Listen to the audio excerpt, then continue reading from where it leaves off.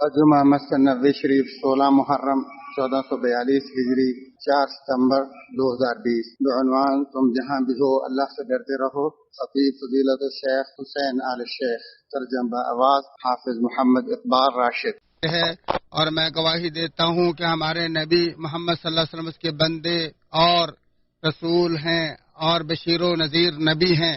اے اللہ، آپ اور آپ کے آل و اصحاب پر صلاۃ و سلام اور برکتیں نازل فرما، جو قیامت کے دن کے لیے ان کے لیے اجر و ذخر ہو۔ حمد و ثنا کے بعد حضرت معاذ بن جبل رضی اللہ عنہ رسول اللہ صلی اللہ علیہ وسلم سے بیان کرتے ہیں، آپ صلی اللہ علیہ وسلم نے فرمایا، تم جہاں کہیں بھی ہو اللہ تعالیٰ سے ڈرتے رہو اور برائی کے بعد نیکی کرو، وہ نیکی اس برائی کو مٹا دے گی، اور لوگوں کے ساتھ حسن اخلاق سے پیش آؤ۔ اسے احمد اور ترمذی نے روایت کیا اور ترمذی نے حسن کہا، جبکہ محدثین کی ایک جماعت نے اسے صحیح قرار دیا ہے۔ یہ عظیم حدیث چند اہم ترین اصولوں اور عظیم ترین جملوں پر مشتمل ایک شاندار وصیت ہے۔ جیسا کہ ابن حجر الہیثمی کہتے ہیں، یہ حدیث تمام شرعی احکام کا مجموعہ بلکہ بعض کے نزدیک تو سنتوں کا مرکز ہے، اور اس حدیث پر عمل سعادت دارین اور دونوں جہان کی کامیابی کا ضامن ہے۔ اور ان اصولوں میں سے پہلا اصول جلوت و خلوت میں معصیت و نافرمانی سے اجتناب اور نیکیوں احکام پر پابندی کرتے ہوئے اللہ بزرگ و برتر کے تقوی کا حصول ہے، کیونکہ تقوی ایک ایسی وصیت ہے جو بندے کو پابند کرتی ہے کہ وہ جہاں بھی ہو ہر حالت میں اللہ کی نگرانی کو ذہن نشین رکھتے ہوئے حدود الہی کا پاسبان، تمام گناہوں اور حرام امور سے دور اور ہمیشہ راہ راست پر سیدھا گامزن رہے۔ ارشاد باری تعالیٰ ہے، اللہ تعالیٰ سے ڈرتے رہو اور جان لو کہ وہ تمہارے تمام اعمال سے باخبر ہے، اور فرمایا اس دن سے ڈرو جس دن تمہاری اللہ کی طرف واپسی ہوگی، اور ہر ایک کو اس کی محنت کا پورا پورا بدلہ دیا جائے گا اور کسی پر کوئی ظلم نہیں کیا جائے گا۔ ابن عباس اور سعید بن جبیر رضی اللہ عنہم فرماتے ہیں، یہ قرآن کی سب سے آخر نازل ہونے والی آیت میں بندوں کے لیے اللہ کی وصیت ہے، اور رسول اللہ صلی اللہ علیہ وآلہ وسلم نے فرمایا، تم احکام الہی کی پاسداری کرو، وہ تمہاری حفاظت کرے گا۔ اس اصول پر عمل کرنا بلا شبہ بہت بڑی کامیابی اور شاندار بدلے کا باعث ہے۔ صحیحین میں نبی مکرم صلی اللہ علیہ وآلہ وسلم کا ارشاد گرامی ہے، آپ صلی اللہ علیہ وآلہ وسلم نے فرمایا، 7 لوگوں کو اللہ تعالیٰ اپنا سایہ اس دن نصیب فرمائے گا جس دن اس کے سائے کے سوا کوئی سایہ نہیں ہوگا، اور ان 7 میں سے اس آدمی کا ذکر فرمایا جسے ایک انتہائی حسین و جمیل اور خاندانی لڑکی برائی کی دعوت دے گی، مگر وہ اس دعوت کو ٹھکراتے ہوئے کہے گا مجھے اللہ رب العالمین سے ڈر لگتا ہے۔ دوسرا اصول برائی کے بعد نیکی کرنا ہے، اور یاد رہے نیکی ہر وہ چیز ہے جس سے اللہ بزرگ و برتر کا قرب حاصل ہو، اور سب سے بڑی نیکی جس سے گناہوں کا تدارک ہو، اور وہ خالص توبہ، صحیح استغفار اور حقیقی طور پر رجوع اللہ ہے، جیسا کہ امام احمد نے ابو ذر رضی اللہ تعالی عنہ سے روایت کی، جس میں وہ کہتے ہیں کہ میں نے کہا، اے اللہ کے رسول صلی اللہ علیہ وسلم مجھے کوئی وصیت فرمائے، تو آپ صلی اللہ علیہ وآلہ وسلم نے فرمایا، جب تم سے کوئی گناہ ہو جائے تو اس کے بعد کوئی نیکی کرو جو اس گناہ کو مٹا دے۔ تو ابو ذر کہتے ہیں میں نے پوچھا، اے اللہ کے رسول صلی اللہ علیہ وسلم کیا لا الہ الا اللہ بھی نیکی ہے؟ تو آپ صلی اللہ علیہ وسلم فرمایا، یہ تو سب سے افضل نیکی ہے، اور یہ حدیث حسن ہے اہل علم کے نزدیک۔ ابن حجر نے اس کو بیان کیا ہے، نیکیاں کرنے سے گزشتہ گناہ بھی مٹ جاتے ہیں، اور تمام گناہ گزشتہ مٹ جاتے ہیں، جیسا کہ اللہ تعالی نے فرمایا، دن کی دونوں طرف اور رات کی کئی گھڑیوں میں نماز قائم کرو، یقیناً نیکیاں برائیوں کو مٹا دیتی ہیں، اور فرمایا اگر منع کردہ بڑے گناہوں سے بچتے رہو گے تو ہم تمہارے چھوٹے گناہ ویسے ہی مٹا دیں گے۔ اور صحیح مسلم میں حدیث ہے کہ 5 نمازیں اور جمعے تک اور رمضان تک ان کے مابین تمام گناہوں کا کفارہ ہے، بشرط کہ کبیرہ گناہوں سے اجتناب کیا جائے۔ تیسرا اصول لوگوں کے ساتھ بہترین اخلاق سے پیش آنا، پاکیزہ کردار اور شاندار طرز زندگی اپنانا ہے۔ اور اس سے مراد لوگوں کے ساتھ نرمی اور خندہ کی پیشانی سے رہنا، ان کے ساتھ نیکی کرنا اور انہیں اذیتوں سے بچانا ہے۔ اور ان سب امور میں بنیادی چیز تو یہی ہے کہ آپ دوسروں کے لیے بھی ویسے ہی شاندار اقوال و افعال اور لائق احترام معاملات پسند کریں جیسے تم اپنے لیے پسند کرتے ہو۔ جیسا کہ اللہ تعالیٰ اپنے رسول صلی اللہ علیہ وسلم کی تعریف کرتے ہوئے فرماتا ہے، بلا شبہ آپ عظیم ترین اخلاق کے مالک ہیں۔ اور آپ صلی اللہ علیہ وآلہ وسلم نے فرمایا، مومنوں میں سب سے زیادہ کامل ایمان والا وہی ہے جس کا اخلاق سب سے زیادہ شاندار ہو۔ اسے ترمذی نے روایت کیا اور کہا یہ حدیث حسن صحیح ہے، اور ابن حبان اور حاکم نے بھی اسے صحیح قرار دیا ہے۔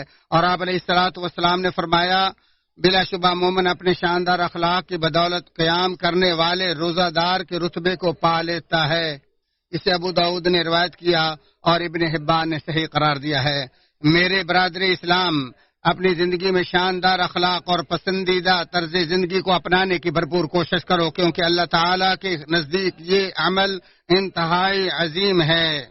بلکہ نبی مکرم صلی اللہ علیہ وآلہ وسلم سے جب نیکی و گناہ کے بارے میں پوچھا گیا تو آپ نے اس عمل کو دائمی جنات کے داخلے کا باعث نیکی شمار کرتے ہوئے فرمایا، نیکی حسن اخلاق کا نام ہے اور گناہ وہ ہے جس پر تمہارا دل دھڑکے اور لوگوں کو اس کا علم ہونے سے تمہیں نفرت ہو۔ مسلم شریف۔ آپ صلی اللہ علیہ وآلہ وسلم سے اس عمل کے بارے میں بھی پوچھا گیا جو سب سے زیادہ جنت میں داخلے کا باعث ہے، تو آپ صلی اللہ علیہ وآلہ وسلم نے فرمایا وہ اللہ کا تقوی اور حسن اخلاق ہے۔ اسے ترمذی نے روایت کیا اور اسے حسن صحیح قرار دیا اور ابن حبان نے صحیح کہا ہے۔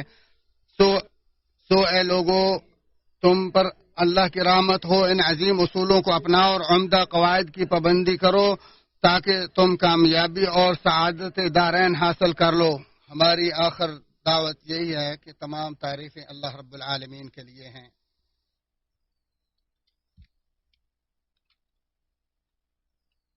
تمام تعریفیں اللہ رب العالمین کے لیے، اور میں گواہی دیتا ہوں کہ اللہ وحدہ لا شریک کے علاوہ کوئی سچا معبود نہیں، اور میں گواہی دیتا ہوں کہ ہمارے نبی محمد صلی اللہ علیہ وسلم کے بندے اور رسول ہیں، تمام انبیاء اور رسولوں سے افضل ہیں۔ اللہ تعالیٰ آپ اور آپ کے آل و اصحاب پر درود و سلام اور رحمت نازل فرمائے۔ حمد و ثنا کے بعد اے مسلمانوں، میں اپنے آپ کو اور تمہیں اللہ کے تقوی کی وصیت کرتا ہوں، کیونکہ تقوی کے ذریعے دنیا آخرت کی سعادتوں کا حصول ممکن ہے۔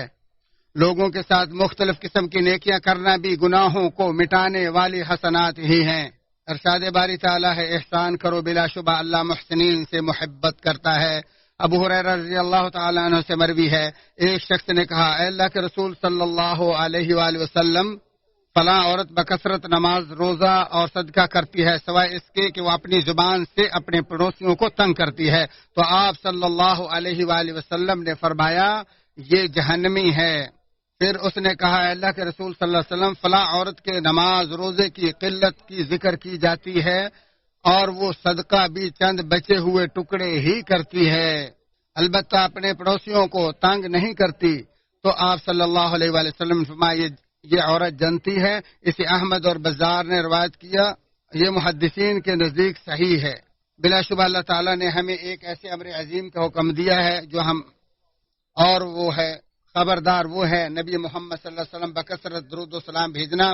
اے اللہ ہمارے حبیب اور ہمارے پیغمبر نبی صلی اللہ علیہ وسلم پر رحمتیں برکتیں نازل فرما، اور اے اللہ تو خلفاء راشدین سے راضی ہو جا۔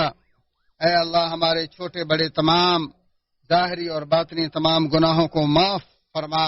اے اللہ تمام مسلمانوں مومنوں کو، مردوں اور عورتوں کو بخش دے۔ اے اللہ ہمیں دنیا اور آخرت کی بھلائیاں نصیب فرما، اور عذاب قبر سے اور نار کے عذاب سے محفوظ فرما۔ اے اللہ مسلمانوں کی پریشانیاں دور فرما۔ اے اللہ ہم پر اسلام امن کا احسان فرما۔ اے اللہ ہمارے حاکم کو اپنی رضا کے کاموں کی توفیق عطا فرما، اور اس کے ولی عہد کو بھی اپنی رضا کی توفیق عطا فرما۔ اے اللہ ہمارے حاکم اور اس کے ولی عہد کو اسلام اور اہل اسلام کی بھلائی کے کاموں کی توفیق عطا فرما۔ بلا شبہ تو حمید مجید ہے۔ ए अल्लाह तू रहमत की बारिश नाज़िल फरमा, ए अल्लाह रहमत की बारिश नाज़िल फरमा, ए अल्लाह हमें रहमत की बारिश नाज़िल फरमा, ए हय्यु या क़य्यूम, ए ज़ुल जलाल वल इकराम। अल्लाह के बंदो, अल्लाह का बकसरत जिक्र करो, सुबह शाम उसकी तस्बीहात बयान करो। اللهم صل على محمد وعلى آل محمد كما صليت على إبراهيم وعلى آل إبراهيم إنك حميد مجيد. اللهم بارك على محمد وعلى آل محمد كما باركت على إبراهيم وعلى آل إبراهيم إنك حميد مجيد.